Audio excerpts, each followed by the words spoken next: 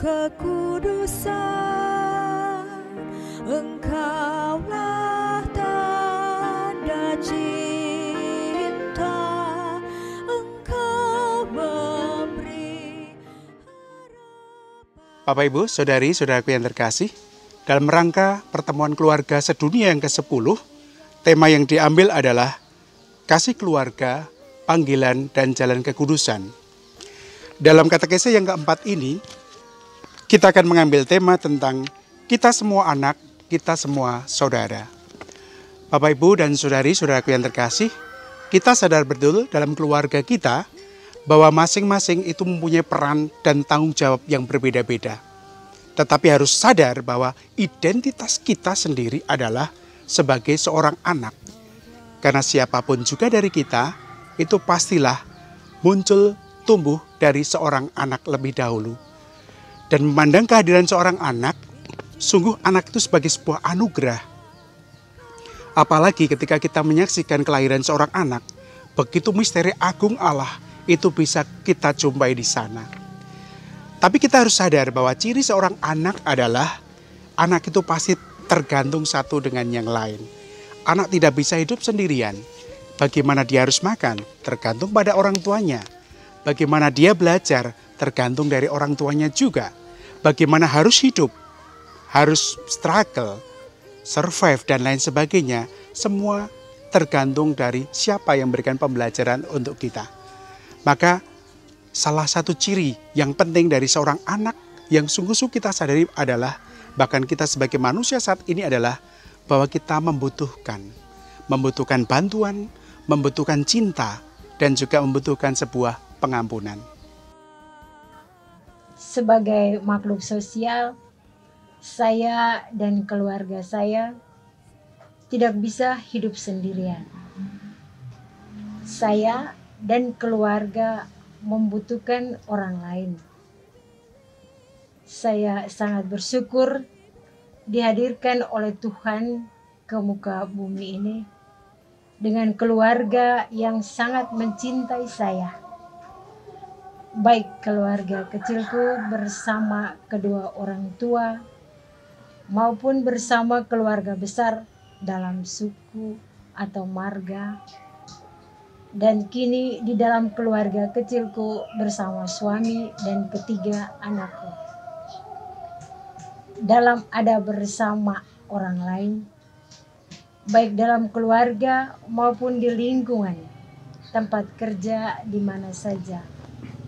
Saya memandang orang lain sebagai tangan-tangan Tuhan yang dihadirkan oleh Tuhan sebagai penolong bagi saya dan keluarga saya.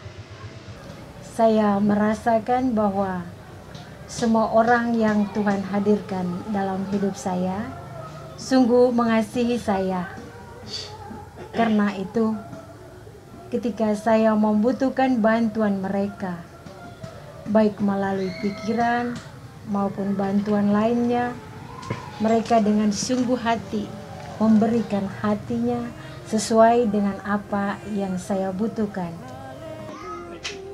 Saya bersama istri dan anak-anak menghidupi keluarga kami sebagai sebuah gereja kecil, sebagai sebuah eklesia domestika. Kami terlibat dalam pewartaan, kegiatan-kegiatan pewartaan yang terjadi di dalam keluarga yang kami ciptakan sendiri maupun yang terjadi dalam komunitas basis gereja kami dan lingkungan maupun paroki. Saya pernah menjadi bagian dari Dewan Pastoral Paroki kami, Paroki San Juan Lebao. Sekitar 10 tahun saya mengabdikan diri sebagai sekretaris Dewan Pastoral Paroki. Banyak hal baik yang terjadi di sana, banyak hal baik yang saya pelajari dari sana, yang kemudian saya bawa ke dalam keluarga untuk dihidupkan di keluarga. Saudari-saudaraku yang terkasih dalam Kristus, tapi kita harus sadar dalam hidup kita Dalam kitab Yeremia dikatakan juga bahwa sejak dalam kandungan Allah itu sudah memilih kita. Dari ungkapan seperti ini kita sadar betul bahwa sejak awal kita dipilih Allah. Kita diinginkan Allah. Kita sangat dicintai Allah. Dan Allah merancang sesuatu dalam hidup kita. Bahwa kelahiran kita itu punya maksud, rencana, kehendak Allah sendiri. Maka dalam hidup kita harus berbangga. Kita harus bersyukur bahwa kita dipilih, kita dicintai. Kita bisa membayangkan dalam hidup kita, seandainya hidup kita tidak dikehendaki, tidak diinginkan, tidak diterima, tidak dicintai, bahkan tidak diberikan peran apapun juga, pasti kita akan menderita. Karena kita merasa tidak dibutuhkan. Padahal kita membutuhkan banyak hal, orang-orang di sekitar kita, cinta, pengampunan, dan bantuan apapun juga untuk hidup kita. Dalam menjalankan seluruh kehidupan saya bersama keluarga, saya selalu punya prinsip ada bersamaku merupakan ada bersama dengan orang-orang lain di sekitar, baik dari dalam rumah, lingkungan, keluarga, masyarakat, dan siapa saja yang saya jumpai, saya temui, dan ada bersama saya dalam seluruh kehidupan saya. Orang Latin bilang, esse co esse est, adaku adalah ada bersama yang lain. Karena itu, dalam situasi apa saja, baik dalam situasi senang, situasi sukacita maupun situasi duka cita, saya dan orang-orang lain yang saya sebutkan tadi itu selalu saling membutuhkan, saling menolong satu dengan yang lain. Tidak ada satu orang pun hidup seperti sebuah pulau di dunia ini. Ini menjadi prinsip saya di dalam keluarga saya, keluarga kecil maupun keluarga besar, ataupun ketika hidup bersama dalam masyarakat. Keluarga kecil saya pandang sebagai gereja kecil yang dibangun oleh Tuhan untuk meneruskan karyanya di muka bumi ini.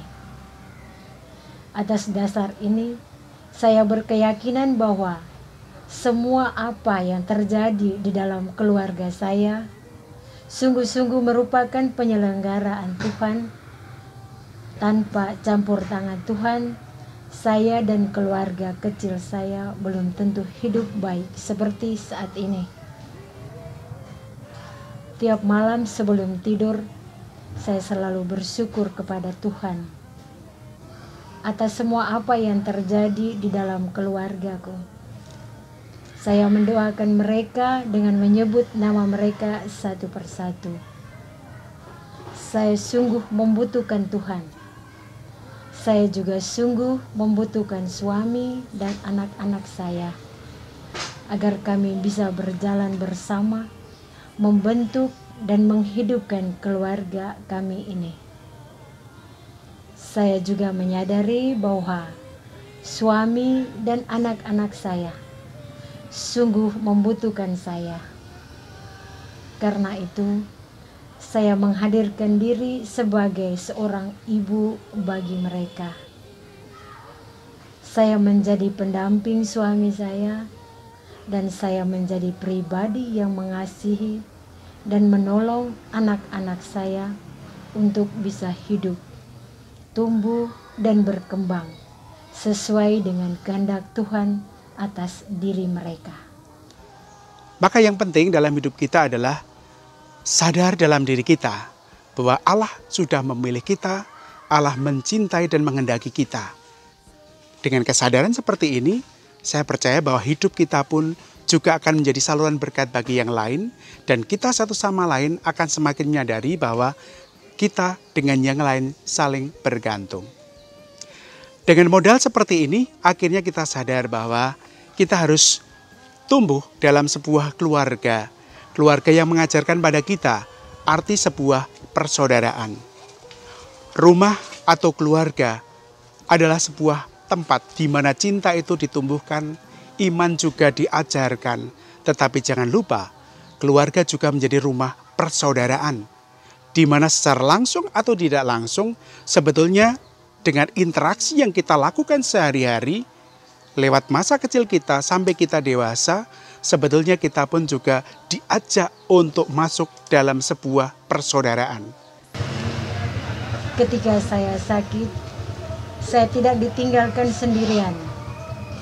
Suami, anak-anak, dan keluargaku selalu ada bersamaku. Ketika kami menyelenggarakan acara atau hajatan, keluarga besarku turut serta di dalamnya, membantu mengatur segala sesuatu yang berkaitan dengan acara tersebut.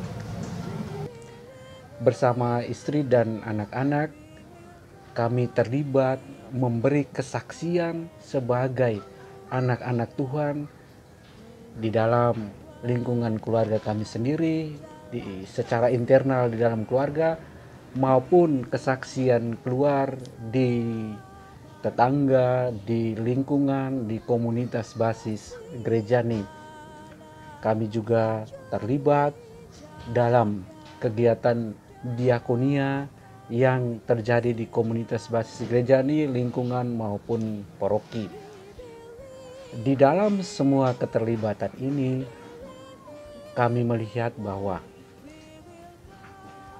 pribadi-pribadi Tuhan, pribadi-pribadi satu dengan yang lain itu sungguh-sungguh harus saling membutuhkan satu dengan yang lain.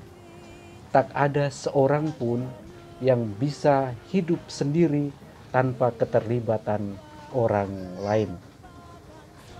Saling membantu, saling menolong satu sama lain, saya pandang sebagai bukti bahwa antara pribadi yang satu dengan pribadi yang lain, antara suami dan istri dan juga anak-anak, menghidupi semangat cinta kasih yang bagi saya merupakan perintah yang utama dan yang terutama yang Tuhan Yesus berikan kepada kami sebagai para pengikutnya.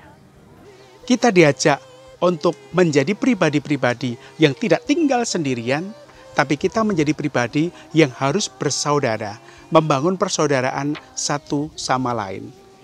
Dan dalam persaudaraan seperti inilah, cinta yang menjadi isi pokok dari sebuah persaudaraan, menjadi roh dari persaudaraan, harus semakin kita wujudkan dalam diri kita. Dan jangan lupa, dalam persaudaraan kita bisa saling melukai satu sama lain. Maka pengampunan itu sungguh-sungguh diperlukan. Maka kehadiran orang lain sebagai bantuan, cinta yang akhirnya mengikat kita satu sama lain, dan juga segala hal yang diperlukan dari orang lain, yang dibutuhkan dari orang lain, termasuk juga pengampunan, haruslah menjadi jiwa dalam hidup kita. Sebagai pribadi yang tidak sempurna, saya tidak terbebaskan dari pengalaman-pengalaman kesalahan atau pengalaman-pengalaman pahit yang bisa saja membuat orang lain sakit hati karena pikiran, perkataan, atau tindakan saya. Bisa saja hidup mereka terganggu dengan apa yang saya lakukan. Namun sejauh ini relasi saya dengan keluarga inti saya, dengan keluarga besar saya, dan dengan rekan-rekan kerja di kantor tidak terputuskan oleh karena perkataan dan perbuatan yang menyakiti hati mereka dan tidak berkenan di hati dan budi mereka. Saya merasakan bahwa hal itu bisa terjadi lantaran ada pengalaman pengampunan, ada sisi rekonsiliasi yang tercipta di dalam relasi saya dengan orang lain. Saya melihat bahwa hal ini bisa terjadi karena campur tangan Tuhan. Ada penyelenggaraan Tuhan demi kebaikan hidup bersama antara saya dengan semua orang yang hidup bersama saya dan yang saya jumpai. Saya merasakan bahwa mereka sungguh berarti dan bermakna bagi hidup saya. Saya tidak bisa membayangkan apa jadinya saya jika hidup saya tanpa orang-orang lain di sekitar saya. Mungkin saya tidak ada atau tidak menjadi diri saya seperti saat ini. Di dalam kehidupan bersama masyarakat, selalu ada hal-hal yang mengganggu, hal-hal yang bisa disebut sebagai konflik, baik kecil maupun besar. Namun, dalam situasi yang tidak mengenakan ini, selalu ada kesempatan untuk saling mengampuni. Saya selalu berprinsip bahwa pengampunan itu merupakan sesuatu yang diperlukan untuk memperindah seluruh kehidupan yang saya dan keluarga jalani. Tanpa pengampunan, situasi dalam rumah tangga, situasi dalam keluarga, situasi dalam suku, situasi di tengah masyarakat tidak berjalan secara harmonis, tidak menghasilkan sesuatu yang baik yang bisa disumbangkan bagi keluarga maupun masyarakat pada umumnya. Saya merasa sangat berbahagia memiliki keluarga kecilku bersama suami dan ketiga anak saya. Kami saling mengasihi, kami saling membantu dalam keluarga. Kami tidak berjalan sendiri-sendiri. Kami berjalan bersama-sama pada saat suka maupun pada saat duka, atau ketika ada pengalaman yang tidak mengenakan.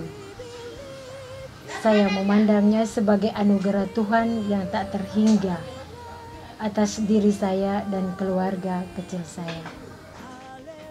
Semua pengalaman yang saya sampaikan, semua kisah yang saya sampaikan ini bermuara pada satu